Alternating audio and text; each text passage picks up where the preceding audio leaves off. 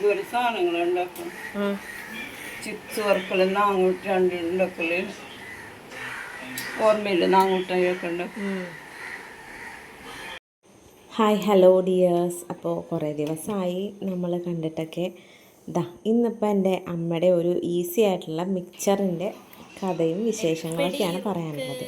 കല്യാണം ഓണമൊക്കെ ആയിട്ട് ഞാൻ ഫോട്ടോ കൊച്ചിയിൽ തന്നെ ആയിരുന്നല്ലോ. അപ്പോൾ ഇന്ന് മിക്സർ ഉണ്ടാക്കാം. ആദ്യം അമ്മ എടുത്തിരിക്കുന്നത് കടലമാവാണ് കേട്ടോ. അത് ഉപ്പും പിന്നെ സാധാരണ പച്ചവെള്ളവും ഇട്ടിട്ട് ഒന്ന് കുഴച്ചൊരു പരുവത്തിലൊക്കെ ആക്കിയിട്ട് വെക്കണം ഫസ്റ്റ്. ഇതിപ്പോൾ എന്താ പറയുക, ഞങ്ങൾക്കൊരു ചെറിയ ഓർമ്മയും കൂടിയാണ് അമ്മ ആ ഒരു ഇൻട്രൊഡക്ഷൻ വീഡിയോയിൽ പറഞ്ഞിരിക്കുന്നത് പോലെ. സേവനാഴിയുടെ ഏറ്റവും ചെറിയ അച്ചാണ് നമ്മളിവിടെ എടുത്തിരിക്കുന്നത്. ഗ്യാസ് കത്തിച്ചു, ഇരുമ്പിൻ്റെ ഒരു ചട്ടി വെച്ചു.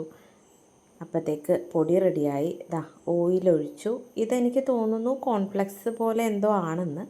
ഇത് വേണം, പിന്നെ കടല പരിപ്പ് വേണം, പിന്നെ ഒരു ചെറിയ പാക്കറ്റ് കപ്പലണ്ടിയും എടുത്തിട്ടുണ്ട്.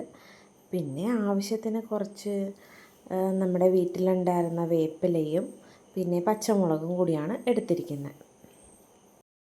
അമ്മ സേവനാഴിയിലിട്ട് ഈ ഇടിയപ്പത്തിൻ്റെ ആ ഒരു ചെറിയ അച്ചിലിട്ടിട്ട് കറക്കി കറക്കി എണ്ണയിൽ വറുത്ത് കോരുകയാണ് ആ ഒരു ബാറ്റർ, നമ്മൾ കുഴച്ചെടുത്ത പൊടി കടലമാവ്. പേപ്പറൊക്കെ വിരിച്ച് ഈ സംഭവം എടുത്ത് അതിലേക്ക് ഇടണം. കണ്ടില്ലേ, ഒരുവിധം ഒക്കെ മുരിഞ്ഞ് നല്ല ചൂട് എണ്ണയിലാകുമ്പോഴത്തേക്ക് നമുക്ക് കിട്ടും കേട്ടോ ഇങ്ങനെ. അങ്ങനെ ഇത് നമ്മൾ ഫുള്ള് ഉണ്ടാക്കി ആ പേപ്പറിലേക്ക് ഇടണം. പിന്നെ ചിലപ്പോൾ ഈ കട്ടയൊക്കെ കൂടുന്നത് ഒന്നും കൂടെ എടുത്തിട്ട് വറുത്ത് കോരിയാൽ മതി. അങ്ങനെയെല്ലാം ഇങ്ങനെ എടുത്തിട്ടിട്ടുണ്ട്. അതിൻ്റെ ഇടയ്ക്ക് അപ്പൂസ് ഓരോന്നൊക്കെ വന്നിട്ട് തൊട്ട് നോക്കി തിന്നാനൊക്കെ നോക്കുകയാണ് അവൻ.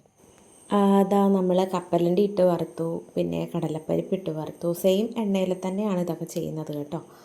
പിന്നെ നമ്മൾ കോൺഫ്ലെക്സും ഇനി സെയിം എണ്ണയിൽ തന്നെ ചെയ്തെടുക്കണം.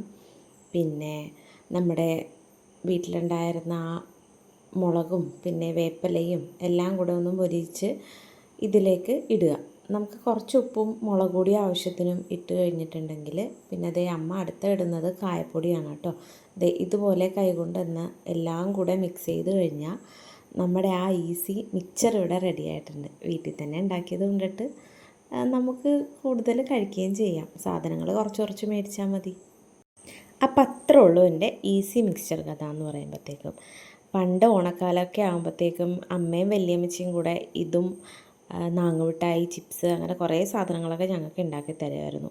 ഇപ്പോൾ അങ്ങനെ പല പല വീടുകളൊക്കെ ആയിട്ട് ഞങ്ങൾ മാറിയല്ലോ, ഇതൊന്നും ഇല്ലാതെയായി. ഇത്തവണ അമ്മ കുറച്ച് കഷ്ടപ്പെട്ടിട്ടാണേലും ഞങ്ങൾക്ക് ഈ മിക്സറൊക്കെ ഉണ്ടാക്കി തന്നു. അപ്പോൾ ഇഷ്ടപ്പെട്ടാൽ എല്ലാവരും ഒന്ന് ട്രൈ ചെയ്യണേ.